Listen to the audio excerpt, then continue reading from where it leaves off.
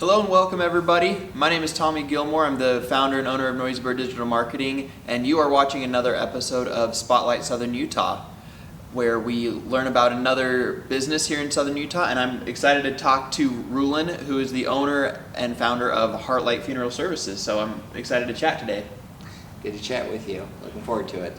So Rulon, tell people a little bit about how you got started with Heartlight and sort of the story of how you got involved in business in general. Okay, well, a million years ago, but I loved business, and even when I was in high school, I participated in the first ever Utah State Business Week up at Utah State, and I won that for the whole state. And so I always had a desire for business, and when I was in high school, I took the aptitude test, and they said, you should be a funeral director. Oh, really? But okay. You couldn't get into school without being sponsored by a funeral home in those days. And all the funeral homes had family members and stuff were going, so I went on to go to school, and I wanted to be Indiana Jones and get a degree in ancient civilizations and stuff, and then served a mission, and then came back and got into retail and did that, and then into wholesale and sales and that type of thing, and then through a program with the Ohio State University I became a certified professional consultant. So for 30 years I've gone around and helped businesses be able to get better. Yeah. And in one of those I was referred to a funeral home, and that's kind of where it started. I started seeing what was going on and worked with some different organizations and thought maybe I could do something to make a difference. I was blessed to be pretty successful in my other life, and so I thought, let's go ahead and give this a shot. And I originally opened up in Cedar City because I was looking, how can I create something to be able to show that it can be done anywhere. And Cedar City is a small community. Yeah. And there was already a very popular funeral home there, and there was another funeral home there, so I thought this is a way to show that you can offer something, not the same, because that wouldn't work, but would be different. So I did that. Hoped that my kids might get into the business. They all went to school and became successful in their own rights, but none of them wanted to be in the funeral industry. So, so I've had Heartlight there, and that started. We started building it in 2016, and in 2017 opened, and that's been great to be part of that community. And then in June of last year, we opened up here in Washington City. We're the first funeral home ever to open in Washington City. Oh, okay. Again, looking to do something that we can help the community.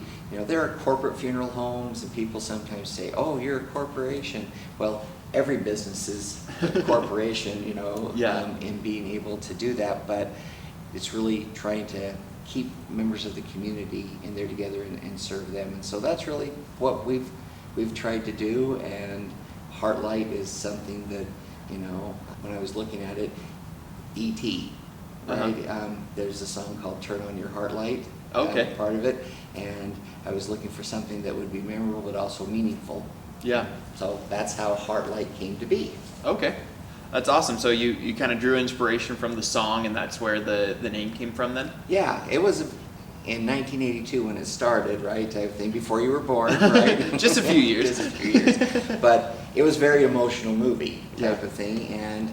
But to me, that's the thing, is that Dr. Alan Wolfeld, who is the world's leader in grief. Okay, and he actually has a center in Colorado, but he goes around and teaches all over the world. And what they found is that 5 years after someone passes, that 80% of the families are still grieving in some way if they haven't had a ceremony. Okay. And it can't be go to Disneyland, because that kind of messes with people's mind. Why are we having fun at Disneyland because grandma died? Right? Yeah. That's not a good thing. And going out to Chuckarama and telling stories isn't necessarily the thing either, right? To be able to help them. And so what I wanted to do is make sure that we could help those people so that in 5 years they had a peaceful feeling and they had good memories, right? The only reason that we're sad when someone dies is because we care about them. Mm-hmm. And we don't want to stop caring about people, so we're not sad, so we figure out a way to be able to do that. So that's kind of the way that I looked at Heartlight and helping people. That's wonderful. And this might be a little heavier of a podcast, obviously, just because of the nature of what you do. But, I think that grief and life and all these things are so important to explore. But something you and I were talking about before we started was how you wanted to take some of these heavier things and create a different experience for people that were going through that process, right? Yeah. Walk us through when you're looking at, okay, I want to start a funeral home. I want to start it in Cedar City. There's already an established thing there. It's going to be a tougher market. What did you do to set Heartlight apart? And how did you make some of those decisions as you were doing some of that market research and things like that? Well, being a certified professional consultant and helping businesses, I kind of followed a model on there. I knew this wasn't going to be a slam dunk, first of all, and I had all the resources to be able to back up, which, by the way, if you're going to start a business, you need to have at least 6 months of operating capital and 6 months of personal living expenses. And that's the one that most people forget. They get 6 months of operating capital, but not living expenses. And so then they're deciding, do I pay the house payment or do I pay the rent on the building, right, type of thing. So you need to have both to be able to do that. And if you're in a funeral home, you need 12 months. Okay. A funeral home is a long cycle business. Okay. So if I ran an ad today and said, hey, funerals half off, nobody's going to rush in and say, I want my funeral today. That's not going to happen, right? But if it's 50% off tacos, I'm there, right? Totally. Yeah. So that's the big difference in being able to look at that. And so for me is that you need to make sure that you have the amount of savings that you need to be able to do that. And again, because a mortuary is a 24-hour a day, 7-day a week type of a business, right? Yeah. You kind of have to have a service mind too, right? If you're only in it for the money, you're never going to do that. And if you look, as I gave you a quick tour, right, one of my things, I didn't want it to look like a funeral home. I didn't want it to smell like a funeral home. Because those are strong feelings for people, right? And so when they come in, we've had people say, geez, this looks like a Scandinavian funeral home. It's so serene and that type of thing. And so it's kind of key, right? When you're looking at that, still expensive to set up to be able to do that. And the most expensive area is generally the prep room because you have to have a special air filtration system. You have to have, the embalming, and you have to have special cupboards and, washer and dryer, everything to make sure that it's all done. So the plumbing is a big deal. You can't just have a room like this and say it's a funeral home. It doesn't work. So that's kind of the thing. The other thing is that, again, you have to have a plan, right? And so when I started Heartlight, it wasn't Heartlight originally. It was called Affordable Funeral Services. Okay. And the reason I did that was because all the testing is, if you tell people what you are, like for your business, you have, a spotlight, right? You're putting a spotlight on the business, and so the name kind of tells what's going on. And so we did that. So Affordable Funeral Services, people said, oh, that's great. But then they said, we want to use you, but we don't want people to think we're cheap. And so we think you should change your name. Which was always the plan, right? But it's great when and we don't consider that we have customers, we consider clients, because the definition of a client is someone under your protection. Customers you just sell something to, right? And so all of our clients is, we wanted to make sure that they were getting what they wanted. So we said, hey, well, we'd like to call it Heartlight. What do you think? And they're like, oh, that's great. Yes. And everything. And so that's how Heartlight transitioned. But originally it started that way. And because, again, if it was just Tommy's Services, nobody would know what that means, right? And you got to tell people what you're looking to do. And again, there's names where it'll say funerals and cremations or cremation center only, and then people will call up, do you do regular funerals, right? Or do you do cremations? And so with us saying funeral services, because it's important, is that people think of a funeral, and this is a key thing here, that in naming your business, whatever it may be, but especially in the funeral business, is you can get one of those law firm names, right? Where it's Jones Smith, Waldo, and everything, right? To be able to do that is that what we're trying to say is we think everyone deserves a funeral. Okay. Okay, the ceremony. Yeah. Now, on my card here, which is a trifold, which, you know, normally, so it's got the name, and then it's got my, if it has a giant picture, you're a realtor, so you don't want to have that, right, type of thing. Yeah. And then, so these are the 5 most common services that we do, and each one of these could have 20 different service variations. And then it talks about traditional ways of disposition, okay, so that cremation, burial at sea, Yeah. and natural, those are all traditional, but there's a place in Salt Lake we can take you and you can be embalmed and mummified. Oh, Just like, interesting. you know, in the mummies in Egypt. Yeah. And then for $15,000, we can send 1 ounce of you to the moon. Wow. To be buried in the moon. So, I mean, there's lots of things that people can have, right? So we figure out what they're looking for in being able to do that. But, so we say, we want you to have some type of ceremony. And most people think of that as a funeral. Yeah. Right? And so we didn't want to be Heartlight Memorial Services because people, they think that's after the fact, right? After everything's done. So Yeah. that's the reason that it's named that way, and that's why it doesn't say burials and cremations and mummification and all that other type of stuff, right? It's there, and then we find out, because most people want to have something positive, they just sometimes aren't sure if it's okay. Yeah. Well, I want to be sent to the moon. Now that I know that that's an option, that's pretty cool. There you go, yes. Yep, it'll be going in 2026 again. They Okay. take 500 ounces at a time, Yep. and they get right close into the moon's orbit, and then they go ahead and jettison that off, and it impacts into they witness and make sure that it impacts. Yeah. It's 20,000 to keep going into deep space. Okay. So there's people that do that too, so anyways. Interesting. Well, that's awesome. And as far as the business side of it goes, a couple of really great nuggets. I love the difference between a customer and a client, right? I consider all my folks clients as well. I've never heard that distinction before. I think that the idea that, hey, they're under my protection, we're a partnership, we're a team, that's how I've always thought of it. But I love the idea of a protection, because when you're in a service-based business like we both are, we want them to feel that kind of protection almost, right? Yeah. Like, hey, we're here to make it so that you don't fail through this process ultimately, right? Absolutely. So I love that. And then you also talked about just naming conventions, making it very clear of this is what I do. And obviously you can do things outside that scope, but you have to have that sort of umbrella.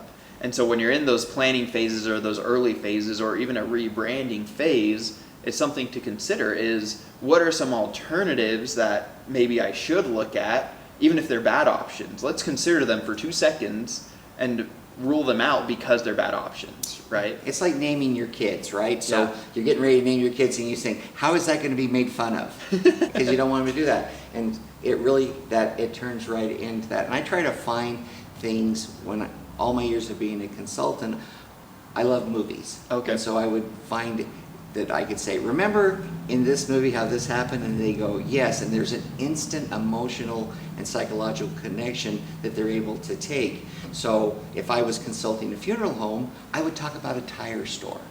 Right? Because we're much easier to have perspective on something that's not ours, right? We fall in love with our own. I actually went to a big business seminar where it was basically how to stop you from falling in love with yourself. Okay. Right, type of thing, and getting crazy off of your ideas. Yeah. And so what I did was I went through and I said, okay, you've got to be able to find how can I move and how can I come up with something that will make sense to other people instead of just me. Yeah.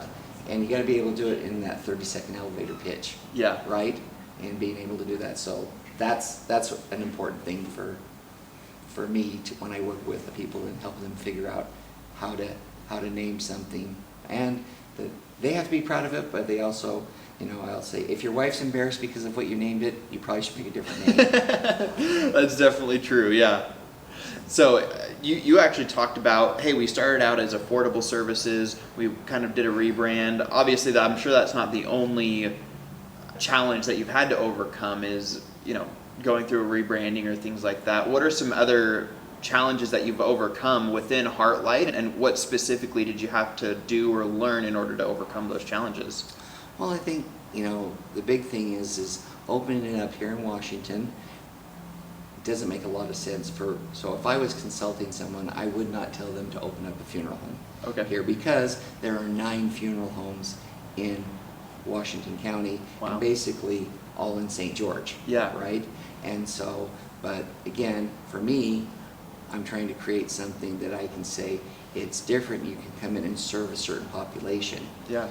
Yesterday I had a 92-year-old man and his 90-year-old wife, and they said, we're still healthy, but figured maybe we ought to do something, right, and everything. And he said, but we were a little creeped out. Yeah. And so when he came in, he goes, is this a funeral home? Uh-huh. I said, yes. I said, I'm really happy that you didn't know. And he was like, yeah. I said, we don't want it to look or smell like a funeral home. He goes, it doesn't. And I said, do you want to sit here at the table? Mm-hmm. Do you want to sit in these recliners or the power recliners? And he says, why don't we try all 3? And so we moved around and we did that. Yeah. And then when we go ahead and have someone come in, we don't take you to a casket room.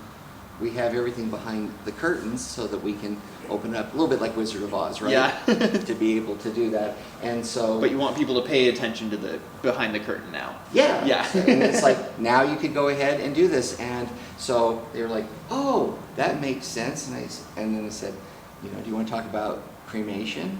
And they said, no, we don't think we want cremation, we want burial. And then I could open up our other panel there that has all the end cut caskets. So we don't take people into a room where they feel like, oh, this is weird, right? Because when people are stressed out, 1, they don't make good decisions, and 2, they may question and have buyer's remorse, and we don't want that to happen either. Yeah. One of the things that for me is I believe in helping people before, during, and then after, and after, and after, because a referral is the best thing that you can get. If I gave you a referral to somebody else, that's generally going to be the best client for you. Totally. And they're the funnest to work with because they know pretty much about you. And so I think that that's really important to be able to do. And so they sat here and they figured out, oh, okay, well, I think I want this, this, and this. And then we went ahead and set things up for them and said, now go talk to your kids, and then come back, and then we'll figure out if that's the thing to do. Yeah. So. No, that's great. And this is off topic a bit, but Sure. you talked about referrals. Like you said, I think referrals in any business, I talked to somebody, he said 1/3 of my business comes from networking and referrals. And as a business consultant, as a business coach of sorts, what would you say is a good way to get new referrals coming in, or a consistent stream of referrals? What have you seen work, and how do you, for lack of a better term, incentivize that in your business, whether that's a true incentive or just simply asking for it? What's a good way to do that? I think it's key, 1, that you want your referrals to not feel like they're getting referred because someone else is getting paid. Totally. Yeah. And it's in many of the professionals, and that I worked with mostly professionals. I did construction, and I worked with a painter in Hawaii that we 10 times his business, right? Nice. Because he went from just residential to commercial as well. Okay. But the kind of the difference was that he wasn't getting any referrals. Yeah. And so I said, well, what can we do that would help get referrals? And so he offered a 5% discount to anybody if they gave a referral. Okay. Then they'd get that discount, right? And then we expanded it to, he gave everyone a 5%, and then he gave the new people that too, right? And Yeah. his referrals tripled. That's awesome. Just from that, right? Because again, nobody wants a $5 pizza. Yeah. Right? They want a $15 pizza for $5. Yep. Right? That's if you have those two choices, right? And so the idea is, I was fortunate as a consultant, I never advertised once in over 25 years. Yeah. And I was referred because, again, I tried to offer something a little bit different that made people want to talk about, that's different. And when people come here, that's the first thing they go tell everybody. I went to this place that doesn't look like a funeral home, right? If I went to the dentist and the dentist, hey, I didn't fill the shot. That's a really important thing, right? Yeah. I went to a tire place and they gave me free alignments for a year. Again, it's just something that used to be that giving just adequate customer service, giving what you promised, was enough to get a referral. Yeah. Now you have to exceed their expectation. It has to be more of an event, right? Totally. And being able to do that. It used to be that if you did a great job, they would tell 7 people. But if you did a bad job, they would tell 21 people. Yeah. But the interesting thing is those stats really haven't changed that much. The difference is if you get one person that's excited and they go online, that one person they tell, which is Facebook, could tell 50,000 people, right? Yeah. But the same thing is if they have a bad experience, that one person, because they'll still tell 21 people, Facebook only counts as one person, right? Yep.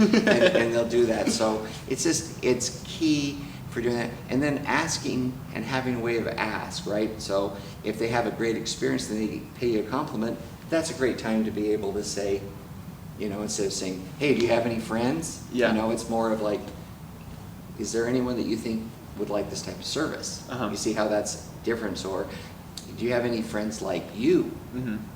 Because people, they love to be able to share positive experiences, and especially if they think that you're good. But you got to be sincere about it too, right? Yeah, and totally. If you have a bad experience with a client, you don't want them to tell everybody. You want to try to fix it, but generally you don't want them referring the people they know, because the odds are those experiences will be similar, right? Yeah. So it's really a win-win situation. Covey's book was 7 Habits for Highly Effective People. Those core principles are true today as they were when it was written. Yeah. And so if you find something you love, which I think you love doing what you're doing. I totally enjoy it. That's why I do it. For me, one of the things I always told my clients, and it wasn't popular, it's getting more popular now, but I don't believe in advertising. And I don't believe in marketing. What I believe in is promotion. Yeah. Right? And you can say that's semantics, right? But if I promote you, odds are you'll promote me. Totally. Greatest salesman in the world, Og Mandino, right? Yeah. That was the thing is, he'd say, here's a Coke, and they'd buy a car from him. Because people want to get things even, feeling that way. And so for me, that's really what I found is that it doesn't matter what business you're in. It's finding that and then being able to feel that naturally, right, type of thing. So I just think about all those experiences that I've had when it came to funeral services. Yeah. And I said, how can I make it the best experience possible, right? One of the things that we do is we started it years and years ago is that we'll put the name and some stickers on the back of the funeral coach. Yeah. So that, because the family pulls right behind, right? And it personalizes the experience for them. Yep. Now we don't charge for that, it's our gift to the family. That's great. Yeah. And I've seen some other funeral homes start doing that, and I'm not sure if they're charging or not, right? But it's something that we did. And just because someone else started doing it doesn't mean we're going to stop doing it, right? But it's something that we think's important to be able to do. Just like up here, we've got, a movie projector that does a 24-foot movie screen. Yeah. And it makes a very impactful tribute video, right, instead of just on a regular TV, but also they can watch their favorite movie. We had someone who Back to the Future was their dad's favorite movie, and so we had a movie night here, and they were able to sit in the recliners and watch that and have a great time. And they said, we never thought that we'd be watching a movie in a funeral home, right? But they weren't creeped out or anything, and so that's important. So you created that experience with them. Yeah, and it's something they're going to talk about. And like I said, I'd love it if every family we served wanted to watch a movie, right? We'd set it up. and be able to set for. We even have a DVD player, instead of just online stuff. So, because some people say, can we play this, or family movies that they've converted? We can do that too. So it's just, that's awesome. Again, it's a place that we want people to feel good about, and that, again, like for this, the business model that we chose was not to be the most expensive, not the least expensive, but kind of in the Goldilocks zone. It's just right. Give you as much service as you can, right, for the best value, because that's what everybody's looking for. You don't want the cheapest bed because you won't get a good night's sleep, right? And so those are the things that, again, for business owners, that when you're looking at it, it's figure out a very simple process, right, to be able to, so that you don't confuse the customer or the client, right? Because some businesses do have customers, and it's not a bad thing, you know what I mean? If you have that, but it's a simple process, and so if you can get it down to 5 steps. So for me, it's what do you want? What does your family need? What type of ceremony? The logistics, and the budget. And if these don't work with this, then you go ahead and you modify, right? But it makes all the difference in the world, because it's like, okay, we can do this. So if they've done 10 funerals and they're stressed out, they come here and they go, oh, that's easy. If they've never done a funeral, again, if they've never worked with you, with your group, they're like, oh, he's probably going to charge me $50,000, right, type of thing. And so they're scared to be truthful with you because they think you'll use it against them, instead of, here's the plan, go ahead and we'll work with you no matter what. So exactly. That would be the key, I think, I would say, for getting people to have that experience and to give you referrals, because, again, they're happy to. Going above and beyond. Yes. It sounds like really is the key principle there. So speaking of that, so many good nuggets, really. I appreciate your time. I hope that the people that watch really get a lot from it. But the last question I wanted to ask is, you started in 2016, didn't really have a lot of experience in the funeral space. You set yourself up for a challenge, specifically because of the markets that you chose. If you could go back to 2016 and give yourself some advice as you're like building and starting this process, is there anything you would do differently, or any advice you'd give yourself of, what you know now? Well, I would look at it and say, and this is key, right? So I want to be clear about this, because people will look and say, well, he's an idiot, right? for doing what he did. If I was trying to be in the funeral business to make a lot of money, I definitely wouldn't do what I did. Okay. But particularly when I started this, myself and my business partner, who happened to die 6 months after we started this, but our plan is to go national. So Heartlight is trademarked for the whole United States. Nobody can do anything with funeral, in the whole funeral industry, with Heartlight in the whole United States, because it's trademarked. And so, but what we wanted was a challenge, right, to say, we can go into a small community and take care of them. We can come into an overly saturated community and take care of them. And then once those two things are there, then we could go over and do it all over the United States. I like what you were talking about. You talked about a servant mindset, being willing to serve people. And I think as a small business owner, that's sort of the key. You have to have that idea of, hey, I need to serve people, right? It is our business. It's our name on it a little bit, whether the name's truly there or not. So I like what you're saying there. And I think that's the thing, is if you're just going to sell online and, or affiliate marketing, right? That's a different model. But if you're going to do a service business like yours, or mine, there's a joke that I'm the last responder, right? Instead of the first responder in doing that. But that's the thing, is that you need to decide your lifestyle and that type of thing as well, right? Because you're not going to be a millionaire, generally speaking, in the funeral business. That's just not what's going to happen. If you own 30 or 40 of them, you might make 50,000 here, 50,000 here, and get it that way, right? But that's really the difference. It's the quality of life and the lifestyle that you want to have, and I get a lot of warm, fuzzy feelings from knowing that 90-year-old couple that said, I'm not scared anymore to plan. That's great, right? Or when I see one of my team members say, you know, hey, we helped somebody and it made me feel good, right? That's super important. And I've seen that, like I said, in all aspects of business. When people start losing that, then it's probably time to get out, right? Yeah. To do that, just because, you know, you'll maybe shorten your life Totally. too, just because you're not happy with what you're doing. Yeah. Well, Rulon, I appreciate your time. This has really been a masterclass, guys. Like you said, he has over 25 years of experience in business. So check out Heartlight Funeral Services if that's, you know, if you're in the market for whatever reason. But really come check out what they do. It is a very comfortable space, and I just walking in, like you said, you don't feel like it's a funeral home. So it's such a cool, a very unique experience to come in for a funeral home. Well, like I said, thanks for having me on, and if someone has questions about business, they can call and ask me too, and I'll try to give them a few minutes and help them along, because all ships rise right together if we're helping each other. So Totally. Well, I appreciate your time, guys. Thank you so much for watching, and we'll see you next week with another episode of Spotlight Southern Utah.